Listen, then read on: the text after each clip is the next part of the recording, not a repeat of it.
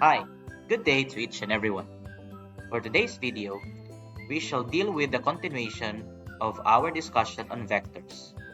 For this lesson, we will focus on solving the resultant vector using the component method and the different trigonometric functions. So sit back, relax, and enjoy a moment of science with me.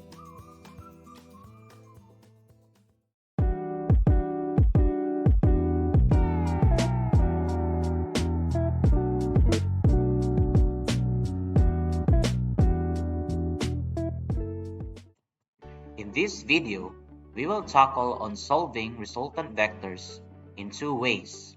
The first one is through the component method, and the second one is by using the different trigonometric functions.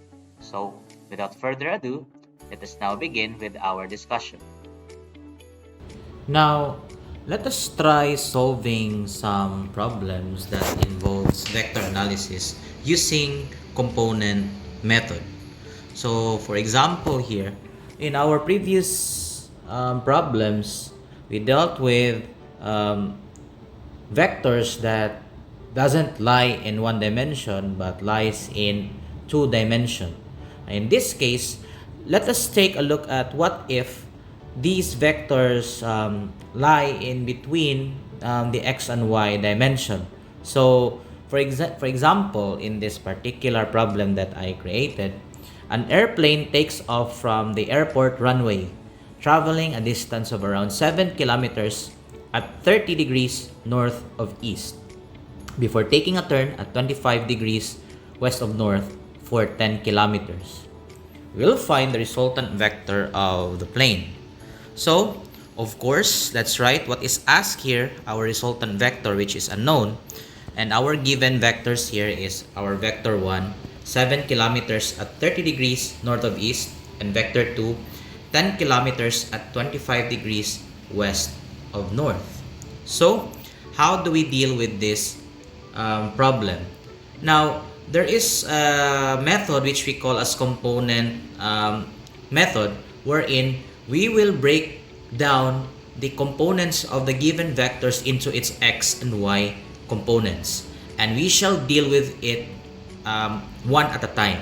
So for example, I have here a solution for vector 1.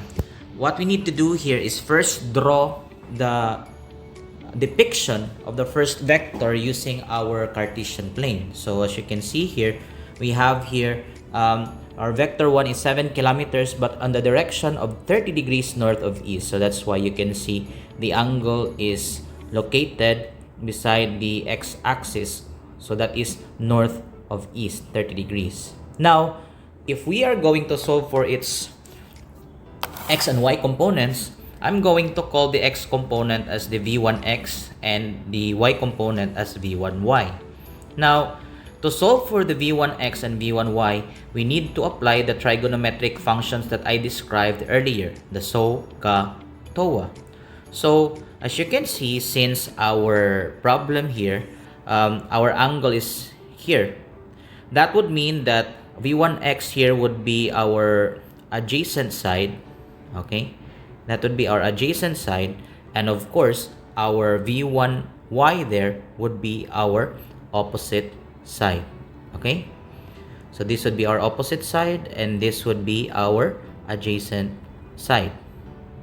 So how do we solve this? For v1x, since we are looking for the adjacent side, we have to use the cosine function. In this case, the cosine of the theta is equal to v1x divided by our v1, which is 7 kilometers. So, manipulating that, we will cross multiply. So, our v1x now would be v1 times the cosine of our angle. So, in this case, 7 kilometers times 7 kilometers times cosine of the 30 degrees, we will get a result of 6.06 kilometers. It will be a positive number because it is in quadrant 1, because as we see in the direction, that's north of east. So that would mean, since it's in quadrant 1 of our Cartesian plane, all the values there are all positive. Okay? Now let's solve for v1y. So for v1y, since our v1y is the opposite side of the angle, then we need to apply the sine function. So that would mean our v1y is equal to v1 times the sine of the angle. In this case, 7 kilometers times the sine of 30 degrees, then we will get 3.5 kilometers. And again, as what I've said, it is positive because it's in quadrant number 1. Now, we have already the components for the x and y for the first vector. Namely, we have our v1y, which is 3.5 kilometers, and our v1x, which is our v1x is 6.06 kilometers. Let's remember those calculated values, and now let's proceed to the second vector. For the second vector, we have 10 kilometers at 25 degrees west of north. So west of north is located in this particular direction of your angle. So in case that you will still be confused why the 25 degrees is located there, use our flower of direction that I discussed earlier. So we have there are 25 degrees. So therefore, the opposite side of our 25 degrees, which is of course our v2x, this is now our opposite side. And of course, our adjacent side would be our v2y. So this will now be our adjacent side. So in this case, if we want to solve for v2x, we need to use the sine function right now because it is now our opposite side. So our sine of the theta is equal to v2x divided by v2 in this case.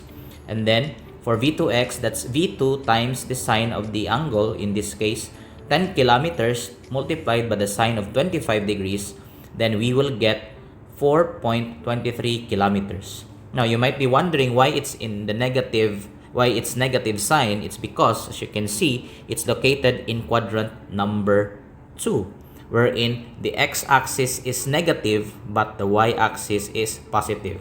But since we calculated for the x-axis, then therefore our x value there should be negative. Okay? So let us now solve for v2y. So since our v2y now is adjacent to the angle, then we need to use the cosine function. In this case, v2y is equal to our v2, which is 10 kilometers, multiplied by the cosine of our 25 degree angle. So we will get the result of 9.06 kilometers. And it's positive because it is in the y direction, and although it's in quadrant 2, the y-axis there is a positive value. Okay? Now, let's remember these calculated values right now for all the x-axis and for the y-axis. Now, what we are going to do right now is to add up all the x values and all the y values that we have calculated so far. So so that we can easily somewhat perform this, you can create a table of all the x and y values. So as you can see here, I summarized everything here. For v1, my x value there is 6.06 and my y value there is 3.5 kilometers. And now for v2, I have negative 4.23 kilometers and 9.06 kilometers. Sorry, there's no unit here. There should be a kilometer unit there. Okay? Now, adding up all those values, the sum of our Vx now would be 1.83 kilometers. And our Vy now would be 12.56 kilometers. So, what will this sum here of all our Vx and all our Vys will tell us? It will tell us that our resultant vector will lie somewhere on the direction of which this summation of all values lie. For example, if our Vx is positive and if our Vy is positive, in this case, since all numbers are positive, then we know that our resultant vector is in quadrant number 1. Since in quadrant number 1, our values there are all positive. So, if we are going to create a depiction of our resultant vector, it would be like this. So what I've said here, I know it's in the northeast direction since Vx and Vy are positive, which means the location is in quadrant number 1, as explained a while ago. Now, using these two values here, we have already calculated, we can now use the Pythagorean theorem to solve for our resultant vector. So, we square the values of Vx and Vy, and then we will get the final resultant vector, which is of course 12.69 kilometers. Okay? So therefore, our resultant vector would be 12.69 kilometers. But there is still one lacking element here, and that is the angle at which the direction of our resultant vector is pointing. So we will try to solve that right now using our depiction of our resultant vector using our calculated sum of Vx and Vy. So we have here our Vx is 1.83 kilometers, and we have here our Vy, which is 12.56 kilometers. Now, as you can see, I arbitrarily choose this particular angle here. It's because it's much easier for us to use this angle because there is already a triangle being formed.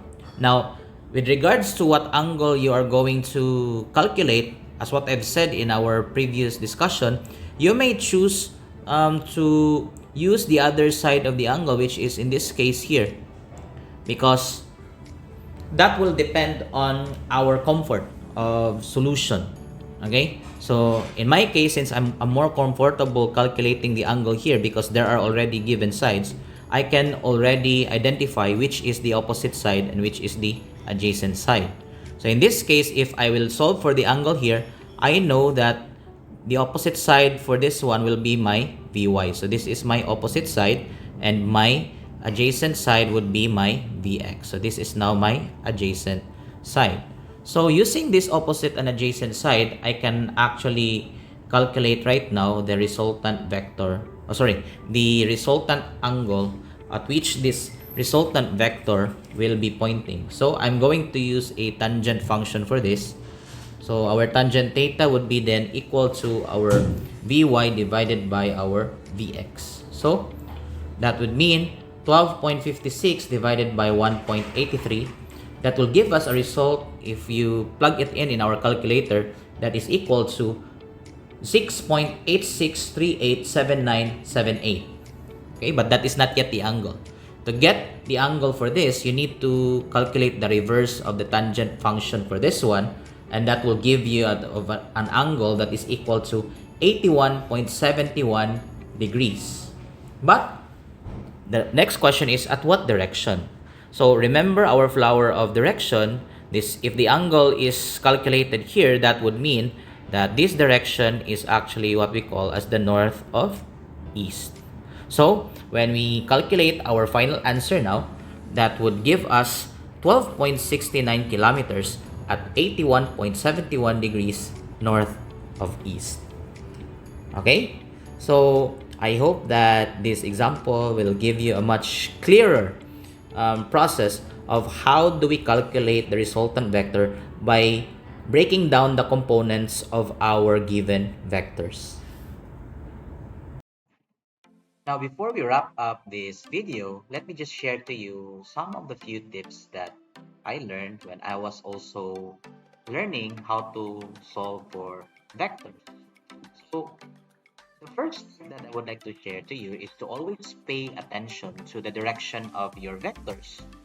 And of course, that includes where is the positive side and where is the negative side. So we have to always remember that east is always positive, north is always positive, west and south are always the negative direction. So at the same time, getting the angle wrong can also lead you to incorrect results. So make sure that you somewhat designate and assign a correct angle for that. Next is to break your vectors into components when they are not aligned with the axis. This is especially very helpful when your vectors, a magnitude is so big that it would be very difficult for you to scale down your measurements, especially when you're plotting it in your papers. So breaking them down into different components, in the x and y components in particular, would be very helpful for you when you are going to solve for the resultant vector. And the last tip that I would like to share to you is when adding vectors, always use the head to tail method or the vector components. And a common mistake also that many of us beginners would somewhat forget to use is the correct trigonometric function of finding the components. Always remember that for the cosine, it's always for the adjacent side, and for the sine, that is always for the opposite side. And usually the tangent function is used in getting the angle of the resultant vector's direction. So that's it, my dear students. I hope that you have learned something out from our discussion in the part 2 of our vector analysis. See you next time for our next video for this channel. By the way, don't forget to like and subscribe. So once again, this is Mr. Rabino. God bless you always. See you next time.